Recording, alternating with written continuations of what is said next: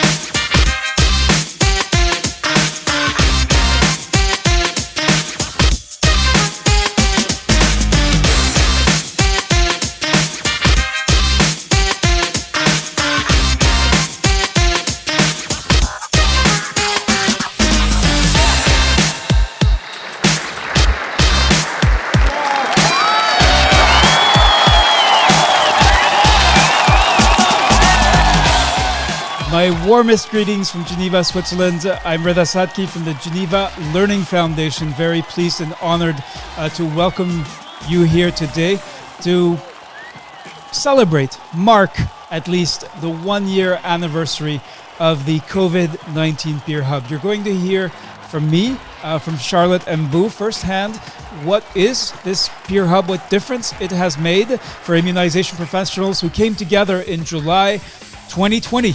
Exactly 1 year ago today, we are holding the first General Assembly of immunization professionals from all over the world coming together to face this threat. Charlotte, how are you doing? What are you looking forward to with this event? Hi, Reda. Hi, everyone, and a warm welcome to you, depending on where you're joining from. It's good morning, it's good afternoon, it's good evening.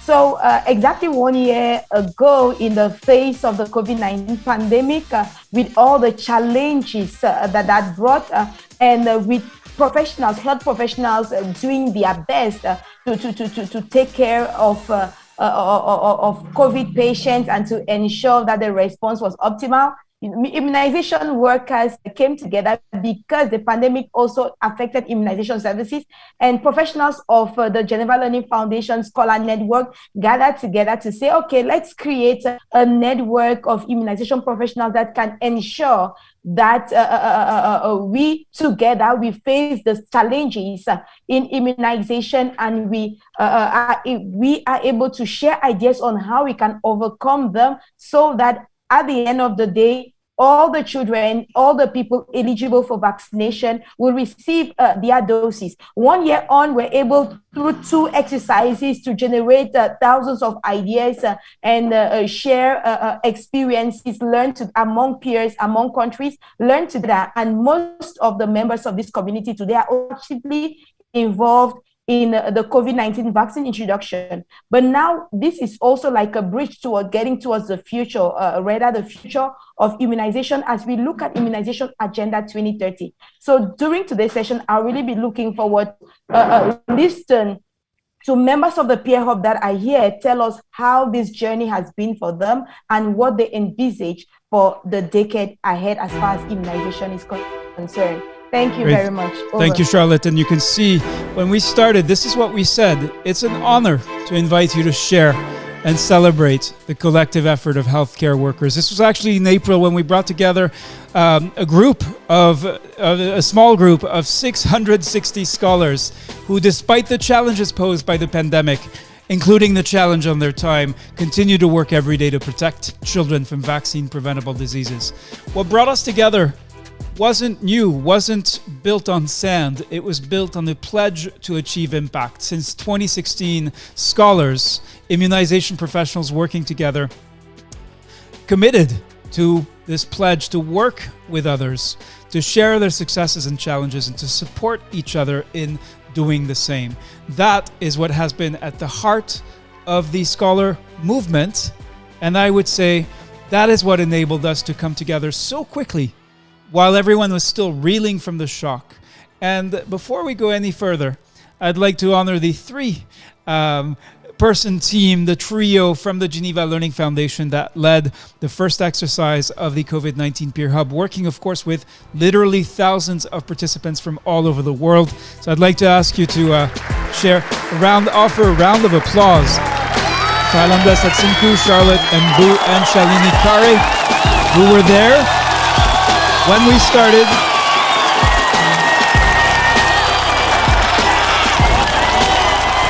Now, some of you who may not be familiar with the Peer Hub, it's hard to talk about a celebration because of the stakes, because the pandemic obviously is far from over. Vaccine equity may be a bigger, at least, threat than many of the other considerations we initially thought of. But then again, when we started, we didn't even think or know if there would be a vaccine, and certainly not by the end of 2020. You can see the composition of the Peer Hub here. You can see when we asked you what are the critical challenges, you told us, well, first and foremost, this is in July 2020, caregivers may be reluctant to come to health facilities for immunization due to fear of COVID-19 infection. And second, the concern for your own safety. The fact that caregivers came first, I think in itself is a powerful testament to the nature of the community that the immunization professionals came together to build the Peer Hub. So we asked you all along the way, why are you in the Peer Hub? Why do you keep coming back when you have so many other things you could be doing? This is someone in a health facility in Pakistan who says, participation in my country group activities helped expand my network. Somebody from Ghana who said, I can actually broaden my vision and be more imaginative and creative towards new ideas. Now, if you look at a country's multi-year plan, it doesn't necessarily say we want staff to have a broad vision and be imaginative and creative, but we know that the role of innovation is critical. And many of you reported back that what you gained from participating in the Peer Hub, from contributing and using the Ideas Engine, was precisely that. That Ideas Engine, participants from all over the world in the first 10 days of the Peer Hub collected 1,224 ideas and practices. And these were immediately shared. They were not hoarded by one organization or one party. Everyone had access to them. Everyone could share which ideas they found useful. And of course, we asked you, we were able to then prioritize and see what were the most urgent priorities and what were the ones that had the greatest number of ideas in order to respond to the pandemic, to keep vaccination going. And here we have a consultant who works at the subnational level from Indonesia. And you can see that one idea gained from the Ideas Engine helped to avoid vaccine wastage. This is just one example, but think about the scale. You are one of many. And the greater in numbers we are, the stronger we are together. By the end of August, by the 4th of September, you had developed 700 action plans to support recovery of immunization services. Absolutely amazing result to have people working from all over the world in order to figure out how, wherever you are, keep vaccination going, and how, wherever you are, you can help others to do the same. So I want to stop here. We have Maria Fernanda Monzon, who an alumna of the Peer Hub, says hello to all. Very happy to be celebrating with all of you this first year anniversary. I'm so proud to be part of this amazing group, and she is sending her best from Argentina. Ayabatari Lawson, who is saying just hello. Tell us where you're from, please. City and country are always helpful, gives us a sense of who is out there. Musa Brahimi, Francophone, and Francis Ibama. Moses Kudu from Nasarawa State in Nigeria. Dr. Isha Goyal from India. El Hussein Carousel salutes the great Charlotte, indeed. And then we have many other greetings. Caroline Akosile says, good afternoon, everyone from Lagos. I apologize because we're not going to be able to get to everyone. But these action plans drew on the ideas engine. And remember, those of you who are in the room know that someone has an idea in Ghana. It might end up being used by scholars, by fellow immunization professionals in Nigeria or in India or in Pakistan or Bangladesh or Kenya or Liberia or Somalia or Cameroon or Burkina Faso or Burundi or Ethiopia or Sierra Leone. Just imagine, never had this kind of sharing been done on such a scale. Furthermore, you know that in every country, decisions are made in the capital city or in most countries and then filtered down to the different levels of the health system. And here we had a situation in which people working at the national level, well, they looked at ideas and practices from districts, but also from health facilities and other subnational levels. People working in health facilities had access to ideas coming from the district level, from the national level, in order to feed and support each other.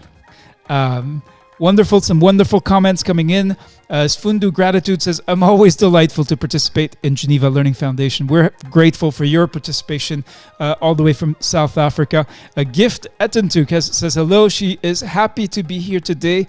Wonderful to have you along for this anniversary. And Taleat Ayobami Oluda Milare from Nigeria. Wonderful. And yes, Nigerians were the largest group of applicants, as well as those who completed certification in the Peer Hub. Of course, many countries represented, but remarkable achievement. The largest countries were not necessarily the highest performing ones, but here we are. Now, what did you gain from exercise 1? This action planning. So here you have, in fact, someone from a province in Nigeria, so probably one of the states, who says, challenged by time, yes, but I've been inspired and learned a lot. It's amazing that a lot of people from different backgrounds are doing so much under the cloud of COVID-19 to keep EPI services going. I'm motivated greatly to do more. Remember that everything you did, you opted into, you chose to participate, you chose to join because you wanted to. And I think that is fundamental. We talk a lot about the motivation of health workers, and here you showed that in response to a challenge of the pandemic, you rose to that challenge and learned to work together in completely new and different ways. So I'm going to mark my first pause here, and here are 5 questions. 3 of them are looking back, taking stock, and 2 of them are looking forward. So at this stage, I'm going to turn to Charlotte, who's I'm going to ask her to choose who would you like to hear from, Charlotte? To answer probably the first 2 or 3 questions. You don't need to answer them all. We also, if you want to express what you're feeling 1 year on after helping to launch and bring to life the COVID-19 Peer Hub. Charlotte, what have you? Okay, thank you very much, Reda. So this time I would like to invite Chika Ofo from Nigeria, if she wants to take stock of the experience with the COVID-19 Peer Hub over the past year, and the overall feeling, I think, looking at the bright smile on your face, Chika, I am sure you have a lot to share with us. So over to you. And please do start by introducing yourself. Okay, my name is Chika Ofo. I'm the founder of Vaccine Network for Disease Control. I hope you can hear me. Loud and clear. Can you hear me? Okay, yeah. So it's nice. 1 year already is really unbelievable, but we've learned a lot. Okay, from what Reda said, my own experience, the first question is, let me check now. The first question, yeah. Just what did you work on? What was the topic of your action plan in exercise 1? Yes, I did my exercise 1, and the exercise 1 came about because it was discovered that caregivers were not accessing the health centers. They were not interested because they were afraid that they were going to catch COVID-19 and their children. And based on that, we now decided that the best thing to do at that time was to include the caregivers in the design and implementation or whatever plan to create demand for immunization. So that's what we did, because we noticed that in many of the communities, because we are community-based really, that we work in, the caregivers are just informed, we're going to do this, come out, listen, or come and hear what we are saying. Take part of this, be a part of this system, or be a part of that system. So, but when they now call them out to take control, they were also part of the design to implementation of a process on how to make sure that vaccines get to those that need them. It was a different story.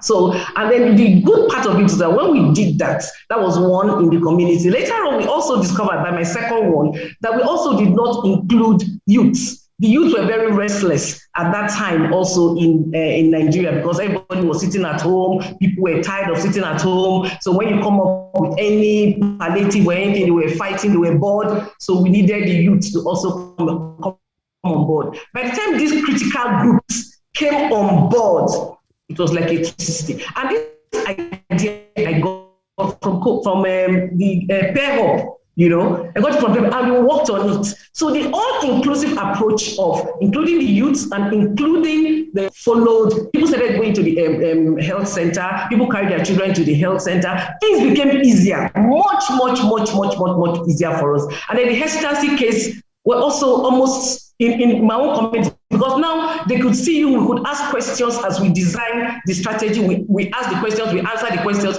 So when they heard things from outside, the best that could happen, we'll call each other again and ask. And before we knew what was happening, things changed in those communities, and they accessed the health center, they took their children to the health center to take the necessary vaccines. And then even the youths were very critical. They were also very important in the area of the sanitizer, wash your hand, do not go to somebody's house without the hand washing processes, different kinds of processes. It became like for fun, and it was really nice, and it turned out very well. So I think that's question 1. Can you think of a time when you were able to do something in your COVID-related work that yes, the ideas engine was such a critical one. Because many of the things that when I got a bit confused, I would go to the ideas engine, check out what is happening. The most critical one for me was many times in our projects in the community, we hardly involve the elderly. Hardly involved. By the time we noticed the success of including the women in the design and including the youth, we also decided to include all those representation from every group. That is the elderly, people living with disability, the other marginalized groups. By the time we had a more collaborative, even with the traditional rulers. So the group was more robust. So when we went there and then we told them what we came to do, the things that were developed were unbelievable, things we didn't think of. They came up with innovative ideas. We also discovered that many of the people who are elderly in the communities, they were retired, but they were not tired. They were willing and they had time in their hands to do some of the things that we wanted them to do. And then they came up with very innovative ideas. Like when we wanted to go and sensitize community schools, they reminded us that we should also not forget the private schools. When we wanted to sensitize the youth, they will remind you, there are some people living with disability in that area, they have been overlooked. So because of that, we had a very robust approach, and it's from the peer hub, because everything I did, I always recourse to the peer hub, check out what is happening, then came back and then domesticated it immediately, and it worked. So I really want to, and then the people that we met, oh my goodness, the people that we met, a critical group of experts in the true sense of it, people you could talk to. We made new friends from India, from Ghana, from different kinds of. It was really nice. It was worth it. participation in the peer hub was all time. I learned a lot. It affected my data worked out. Thank you so much, Chika. Wonderful testimonial.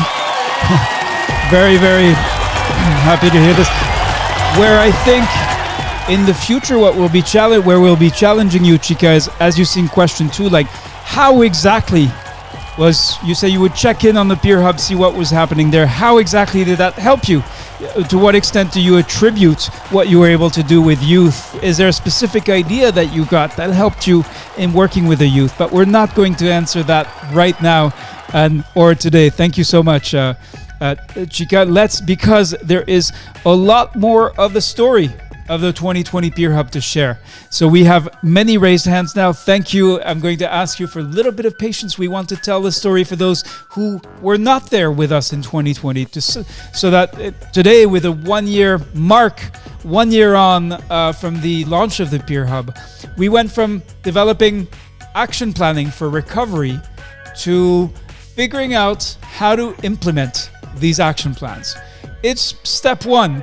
Is action planning, but then you need to focus on what are you actually going to do with that plan. That is what we did from the 21st of September to the 16th of October. We asked you a very simple question that is the basis for the accelerator, and that is, you developed an action plan. Are you ready to take action? And many of you, hundreds of you, answered yes. Worked along 5 different paths: building momentum, fostering competition, because there were country groups involved and everyone wants their country group to learn from the others, work with the other countries, and also figure out how to keep things moving. Networking, amazing level of teamwork and collaboration across borders, across system levels, figuring out, supporting each other to overcome difficulties, and then figuring out how to leverage resources together. So that was the launchpad of the Impact Accelerator, where we go from knowledge to action. But that's not all we did, because by November, we had realized that there's something else, good news on the horizon, and that is the arrival of COVID-19 vaccines. But we also realized that every time we asked you in the Peer Hub, what is the biggest challenge that you face? You said it has to do with community engagement. It has to do with demand.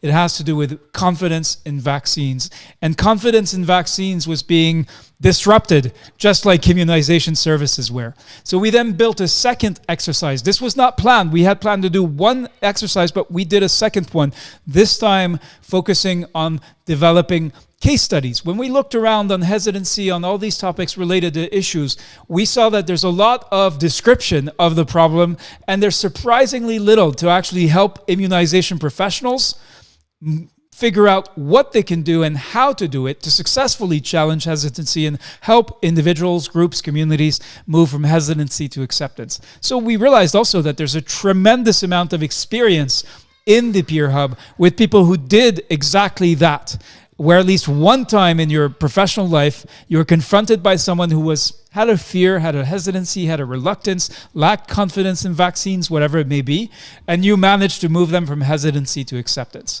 So that is what we did with the second exercise that ended on the 2nd of December. And there, amazingly, 720 participants in the Peer Hub built case studies, describing their experience, analyzing their experience, figuring out what you did, how you did it, and helping to share and nourish your reflection amongst peers. So I'd like to ask you to give a round of applause for that work, not only describing or bemoaning the problem of hesitancy, but actually getting up early to do something about it. Now, as we did this, we began to engage with global experts like Professor Heidi Larson from the Vaccine Confidence Project, or Anne Lindstrand, who leads the global EPI team at the World Health Organization headquarters. So what I'm talking about sounds like potentially years of work, but this is what we did together as a community, as a COVID-19 Peer Hub, in the span of not even 4 months. So again, I think this is worth celebrating.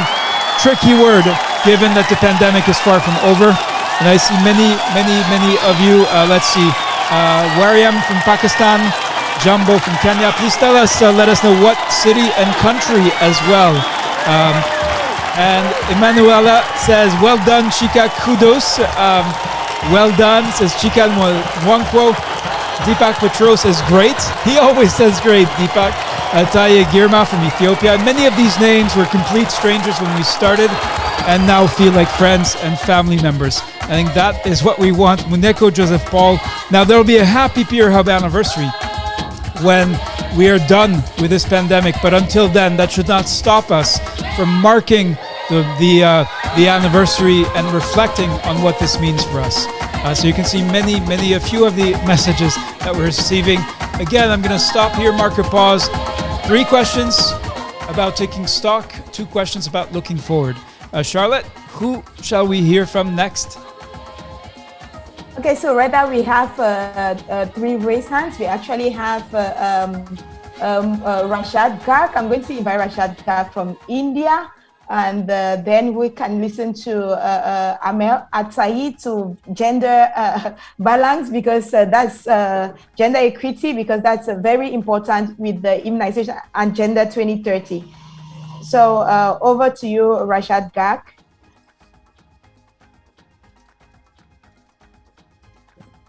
Hello everyone, I'm Dr. Rajat Garg from India, and regarding the Peer Hub, I can say it is a single platform where immunization professionals around the globe can interact with each other, and not only interact, they can share the ideas, they can give comments on their ideas. So it is a great opportunity to connect with immunization professionals around the globe, and it becomes more important, especially in the time of COVID, where the COVID has led to hampering of immunization services. So now coming to the questions. So I will like to answer the question like, can you think of a time where I was able to do something in my COVID-related work that I can attribute to what I learned in Peer Hub? So the ideas engine, as well as the discussions there, the comments from the fellow scholars used to be very enriching. I learned a lot in the Peer Hub. Those learnings have contributed not just only to my work, but in the work areas of my colleagues, my friends as well. As during the COVID pandemic, there was a lot of apprehension on the community in reaching out for immunization services. I read one idea from Ethiopia, where the health workers who were going for a house-to-house visit for contact tracing suspected for case identification and case management regarding the COVID cases. So they were actually informing the community where to go about the vaccination and also the safety in the health facilities to protect the community from COVID-19. As we know that people were apprehensive to visit the health facilities, as they were of the fear that they might catch COVID. So definitely health workers were sensitizing them, and it had an impact. So I found the idea to be very interesting as well as motivating. I discussed it with one of my friends who worked at a district level in immunization, and he actually applied it in his area, and which led to improvement in coverage. And this was during September last year, and so that was how he was actually not able to attend the Peer Hub because of his official duties. But definitely this sharing of ideas helped him in improving the coverage. Regarding my work area, I can say that I learned a lot. I heard a lot about the WhatsApp groups, which can be used as a mode of capacity building of health workers. So we also try to bridge the knowledge gaps of healthcare workers by using WhatsApp group during the pilot phase of our project. Now, regarding the another question regarding the Peer Hub requires precious time. So why was it for you? So I can say that as we see in the last 1.5 years, how the pandemic is moving fast, and we need to match the pace if we want to match and if we want to take appropriate actions. So in our daily work, there are challenges due to COVID, and sharing ideas and practices. Usually it is related to workplaces, it is related to colleagues, and at times it is from the guidelines from the ministry or the other partners. So by joining the ideas engine, we can tap into the ideas and practices of thousands of scholars globally. So it empowers us to look into ideas and experiences, and also to connect with individuals. So definitely in COVID era, it is definitely worth spending the time, and I think it is very much required to spend time. Now, another question regarding the launch of a full year learning cycle expanding beyond COVID to include immunization agenda 2030 challenges. So, what's the challenge that I would like to work, and why I cannot solve this challenge alone? So, I actually took the course about the WHO Scholar Level 1 certification on IA2030 that was offered by the Geneva Learning Foundation, and I recently completed it. And it was a great learning experience for me, because I think that, when we apply the principles on our work areas, then definitely we are able to improve our plan of action. We are able to understand the gaps because how the other colleagues are contributing to our ideas, and how we are able to identify the gaps as well. So definitely it is a very good learning exercise, and quality of immunization services are actually, there is a challenge to maintain the quality of immunization services because there is an increase in workload on health workers globally. So, and I work in a project which provides training to health workers in the form of animated videos, which are delivered through an app called RISE. So I work in a RISE project in JSI. Now, there can be many challenges in the implementation, like workload on health workers due to COVID, the priorities of government at the COVID times. Then, sometimes health workers are not that proficient in use of apps, so troubleshooting. So definitely there can be new challenges which may have been successfully addressed in some part of globe. So definitely, I think it will help in my learning, and it will help me in addressing the challenges.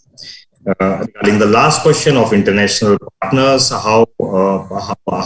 what should they do to help me tackle my challenge, and what kind of support do I need? So my idea is that that sometimes story may remain theory, and it is not converted into practice. So immunization partners can help me, as well as scholars like me, in applying the principles of immunization agenda 2030 in my area. And the support can be in the form of guidance, like courses, as I discussed, like the WHO, the Scholar Level 1 certification, application of strategies and principles in the work areas. And I think there should be some platform to discuss the challenges and possible solutions, like one offered by the Geneva Learning Foundation. I think successful application of IA2030 core principles and strategies, as well as challenges faced at the local levels, need to be documented as success stories. And I think immunization partners have a great role to play in the documentation part, and also in actually monitoring and evaluation. So once again, I would like to thank the Geneva Learning Foundation team to give me an opportunity and share my views. Thank you. Thank you very much indeed, Rajat Garg from India.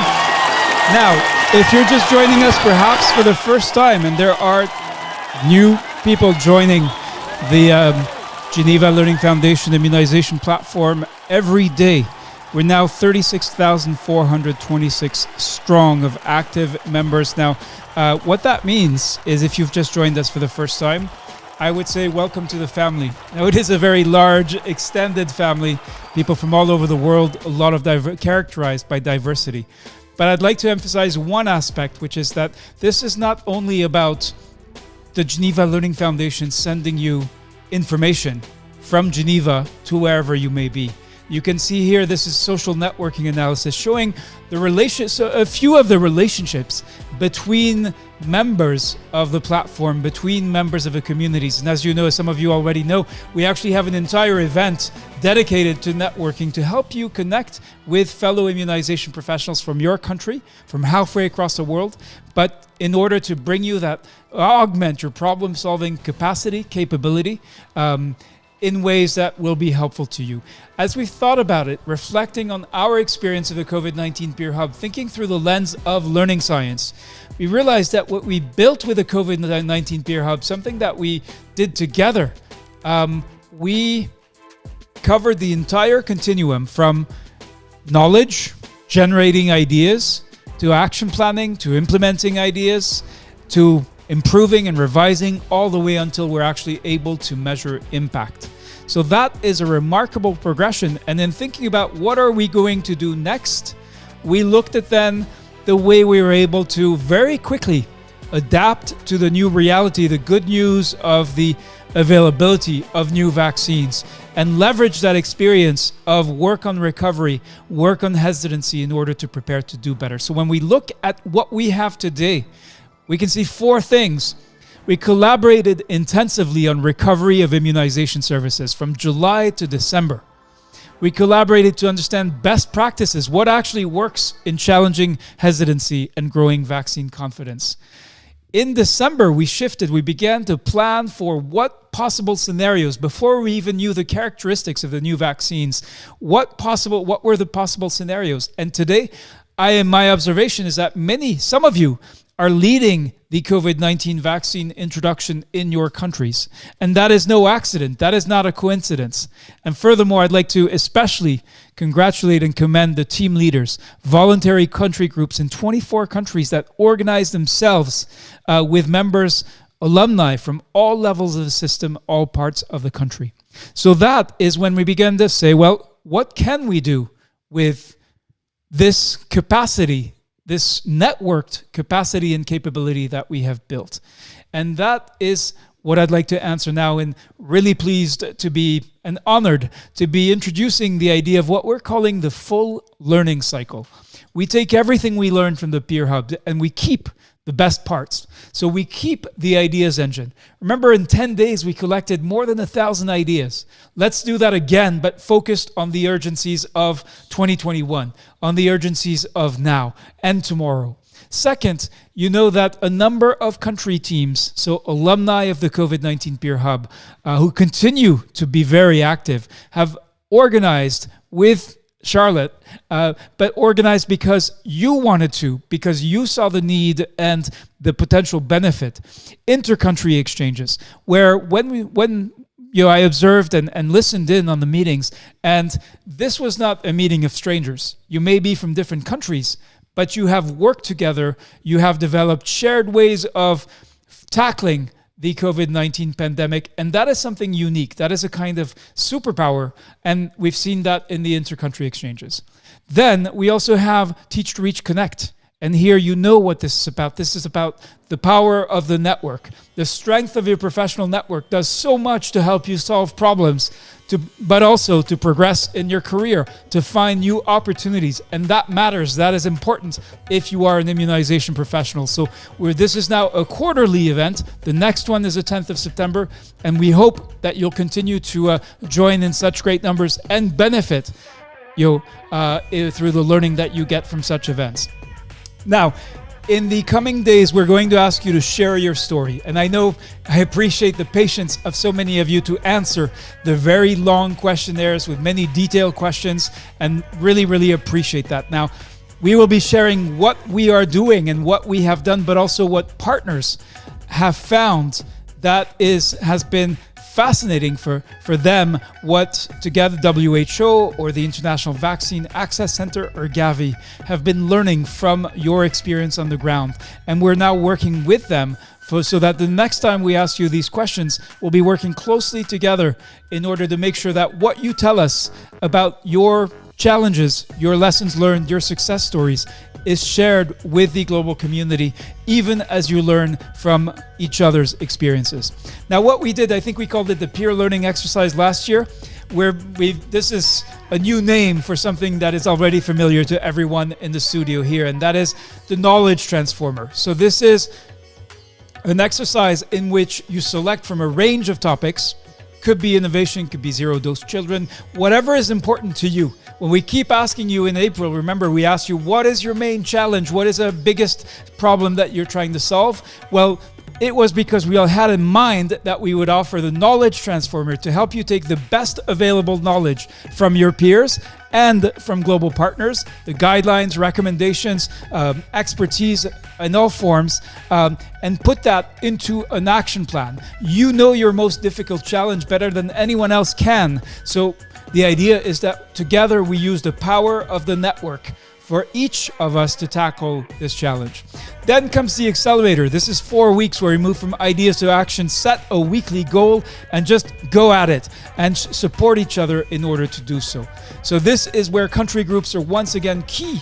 And we know that people who go through this process can implement 8 times faster, 8 times more likely to implement than those who do not, who also developed an action plan but did not go through this process.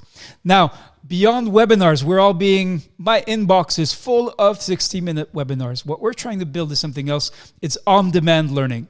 We do not expect anyone to attend everything that we offer. We would like you to be able to find when you need it, what you need, when it is relevant to your work.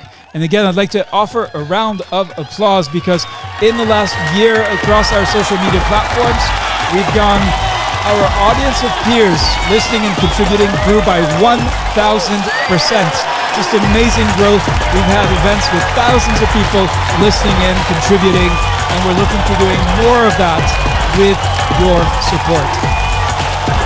So what we have is the COVID-19 Peer Hub, and we've been thinking a lot about what this means for the future. The pandemic is not going away, that is clear. So what comes next? In April, we had a special event with the 2 people at the global level accountable for Immunization Agenda 2030. 4,769 of you registered to attend this event.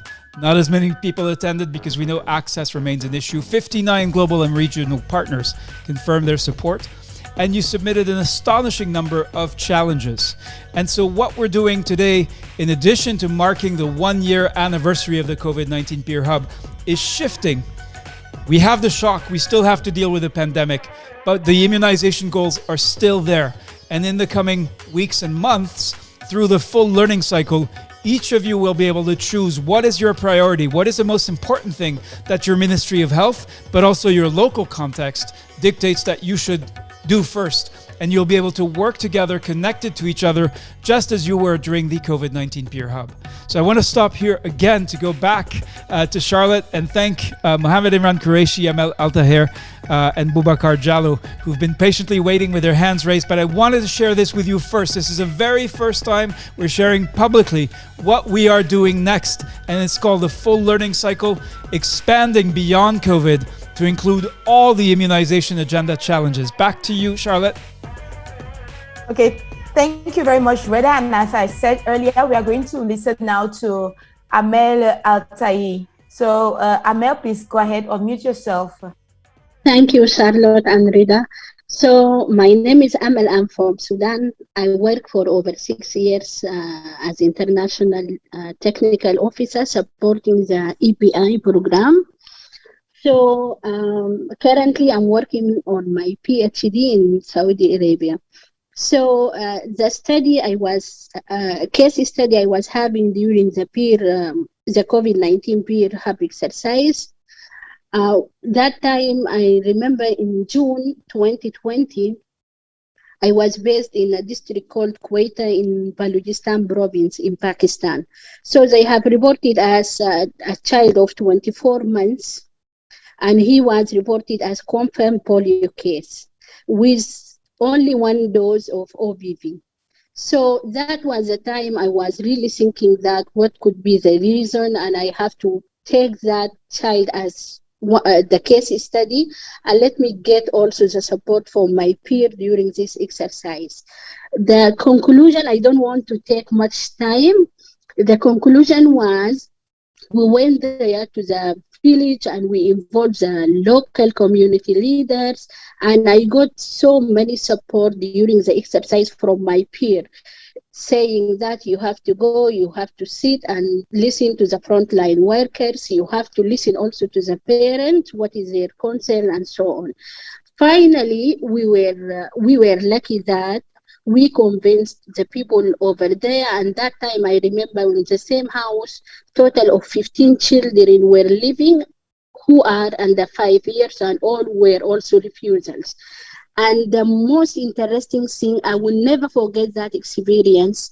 Till now, I remember even for Eid holiday, 5 or 6 days back, I received a happy message from the father of that child. So the connection helped us, and still we do communicate, and I do text also the area coordinator there who is looking after the district to check out them if they have any concern about vaccination. To attend the second question, can you think of a time when you were able to to do something in your COVID related to? Okay, fine. So I always consider myself lucky I am among those who are really lucky, because what I have learned from the peer hub exercise. You don't need just to suffer in silence. You ask for support, for guidance from your colleagues and your peers. And one of the good things I have done during that exercise, I was able remotely to contribute with my colleagues in Saudi Arabia and to establish the training materials, to support also the cold chain assessment exercise. That because in Saudi Arabia they have started that exercise earlier. So that thing helped me, because I remember the time when we were in Kuwait, I was thinking that how can we do the training? How can we interact with people? And so I have learned that remotely we can do a lot of things together. Participation in the peer hub required precious time. For me, honestly speaking, the time of that exercise, it was one of the toughest time of my life. I was acting team lead for Balochistan province there for WHO, and I got also COVID. I tested positive. Then I have also to involve all the PEI staff to work and support the province there, all the government colleagues in COVID response. It was really, really difficult for me, but I was always competing with myself to not allow pandemic situation to stop me. And I was encouraged, because whenever I stuck, I can reach out Charlotte, I can just send a message in the group. And one of the things really, it helped me. And always I do in my mind that think of the Geneva Learning Foundation is providing us free of cost learning. Why not to not take it? So that is one of the things was motivating me. And we did it. And one thing always I am amazed that this is the only platform. Is really, I feel I'm a family member of those all immunization officers from all over the globe. And finally, I would thank Charlotte Rida for the precious time, for the giving the chance, and congratulations to all. Thank you so much, Amel Altaher. Thank you very much indeed. Back to you, Charlotte, for our next speaker on the occasion of the first anniversary of the 1-year mark since the launch of the COVID-19 Peer Hub.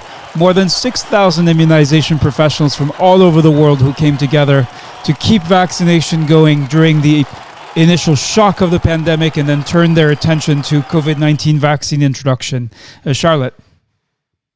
Thank you so much, Amel, and thank you to Reda. So I'd like to crave the indulgence of Mohammed Imran Qureshi, team leader for the Pakistani Scholar Group. Mohammed, we'll surely turn to you last, but it's an opportunity for us to also get to listen to people that we haven't listened to in a long while. That's why I'm going to invite Bubakar Jallo right now, whose hand has also been raised for quite some time. We'll listen to Bubakar Jallo, and then afterwards, Dr. Anita Bhargava. So Bubakar Jallo, your hand has been raised. Please go ahead and unmute. Okay. Okay. Thank you very much, Charlotte. Good afternoon to each and everyone, and possibly to others. It may be good morning and good evening. Well, in the Gambia, I think this was a great opportunity to be part of this training. So And, please, can you start, sorry, Bubakar, can you start by introducing yourself? Just tell us where you work, what you do. I am Bubakar Jallo. I used to, by the time of the training, I was working at the Regional Health Directorate, Western 2 in Brikama. That is one of the regional health directorates in the country, as we have 7 regional directorates. And currently, I am working at the primary healthcare unit of the Ministry of Health in the Gambia. Then I used to be the one overseeing or leading the contact tracing group in the region.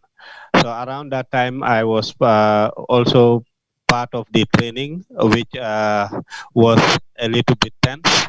But then principally what I looked at was sensitizing influential leaders who are were in one of the districts in the region that is called Fonyi, which has about 5 districts, but principally I was into 2-3 districts that were together.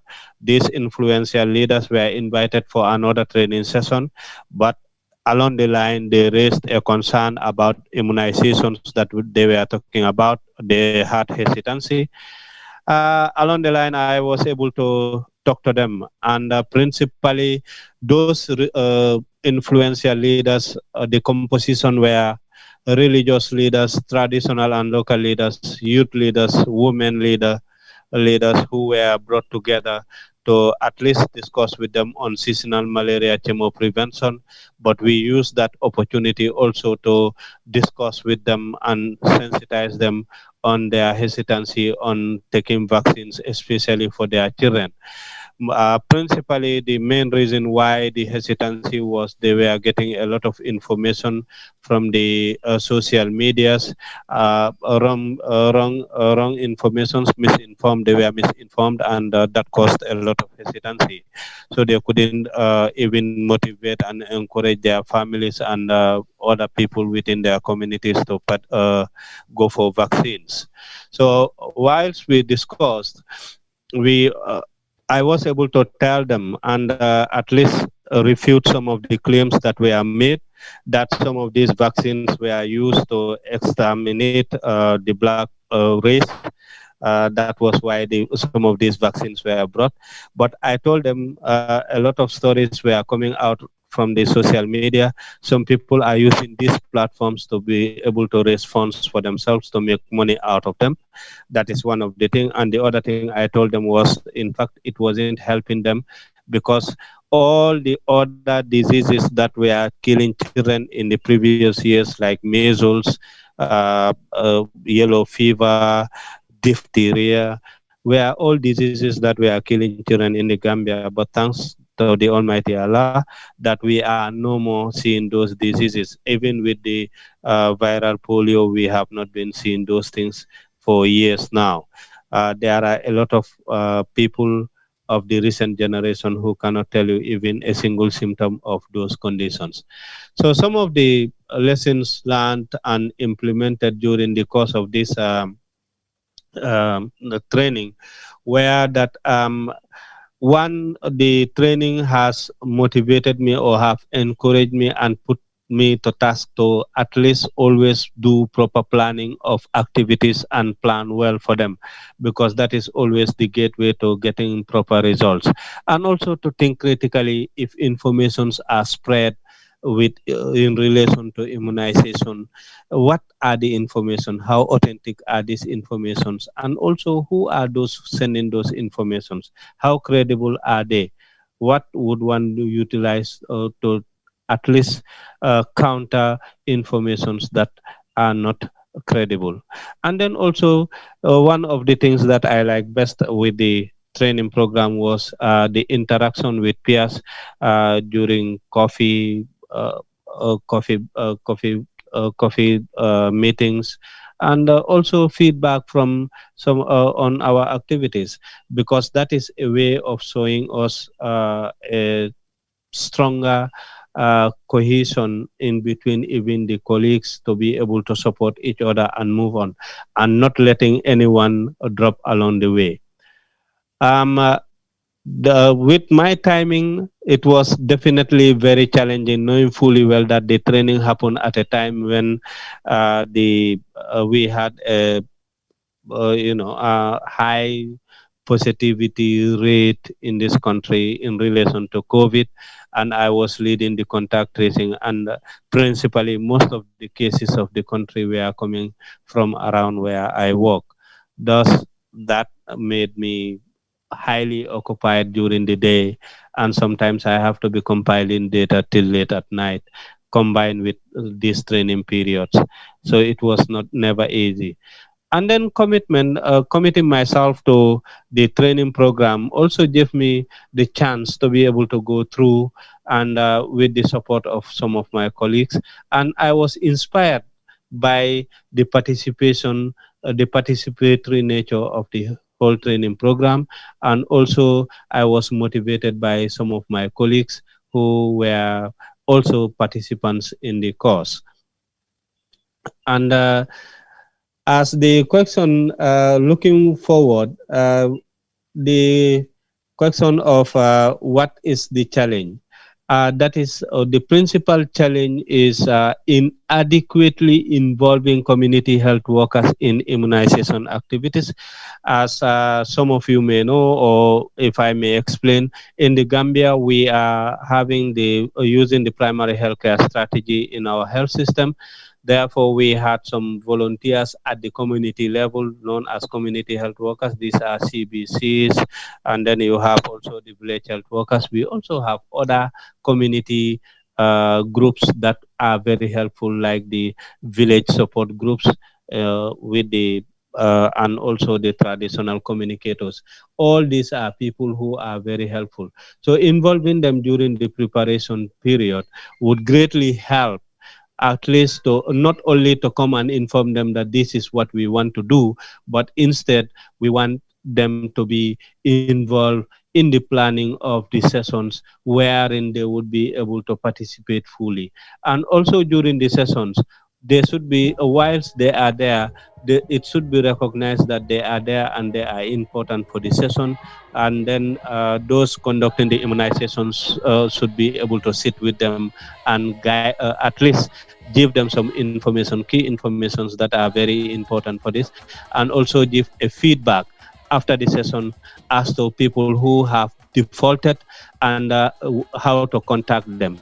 These are some of the areas that has not been happening very well, so that remains a challenge. So how do the international partners support?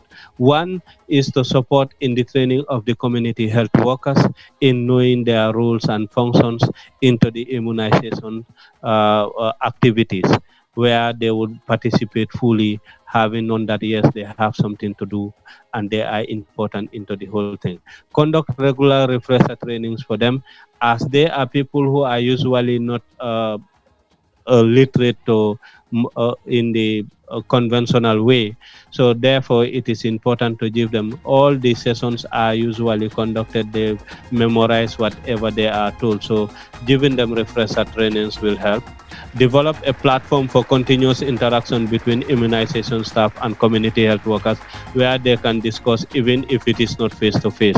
And support the community health workers with mobilities to facilitate, like getting them some pedal cycles which they can use within the village or communities that are very large, and also to be able to go out.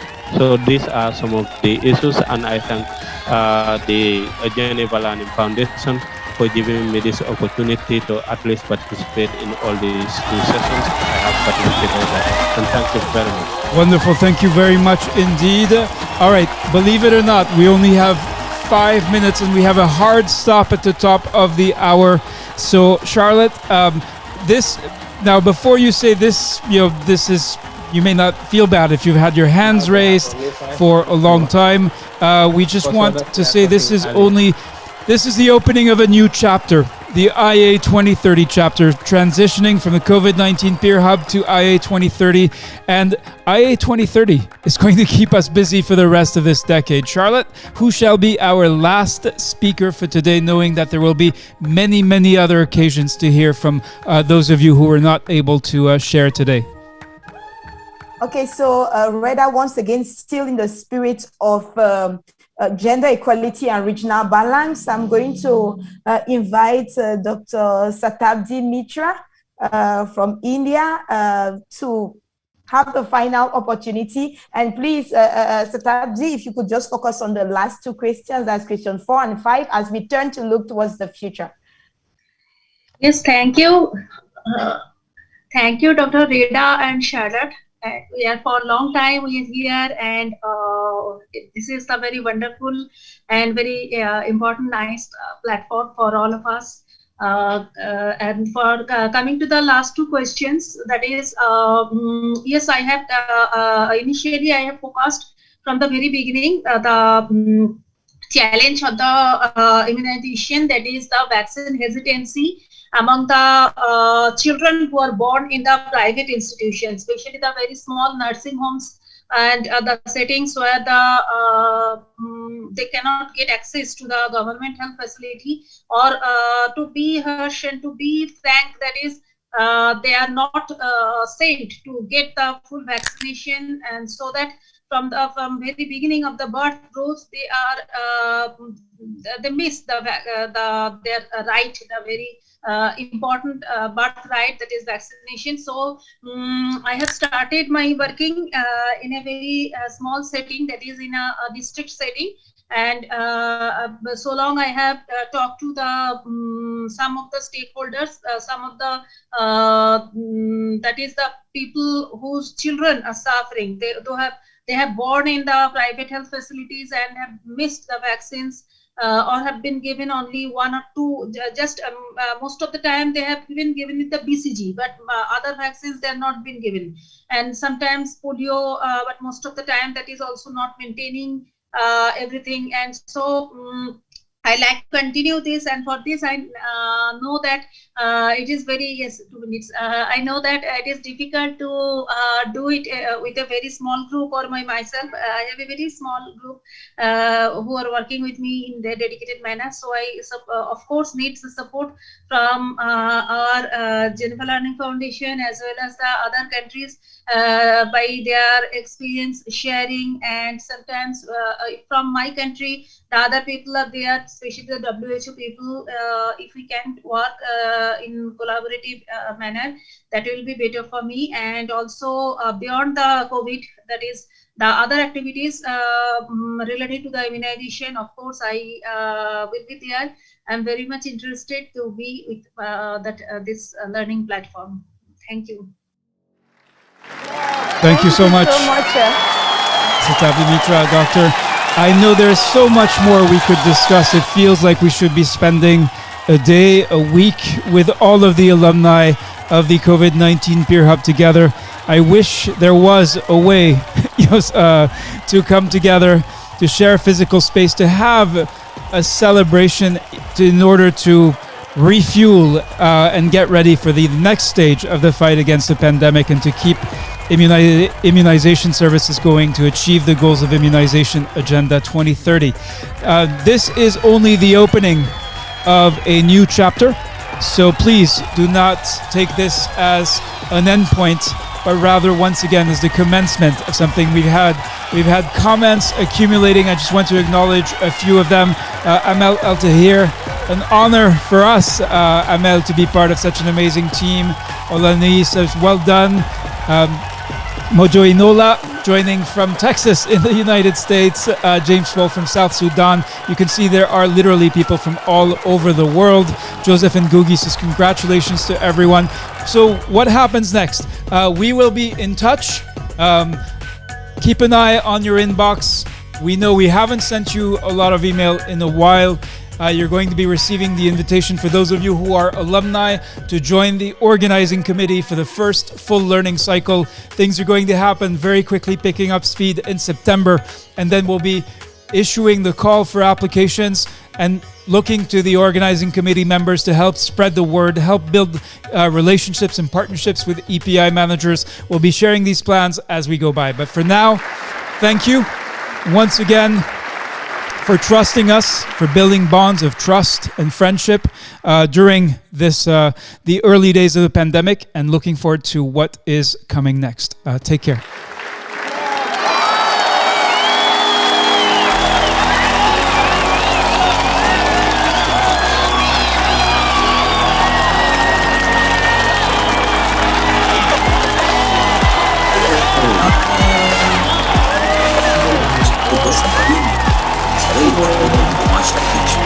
But these techniques that I've put to me through are important.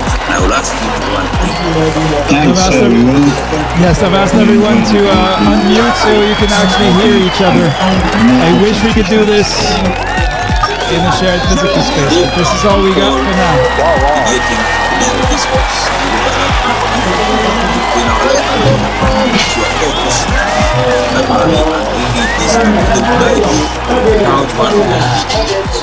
When you don't need to be a lawyer to be able to relate to this.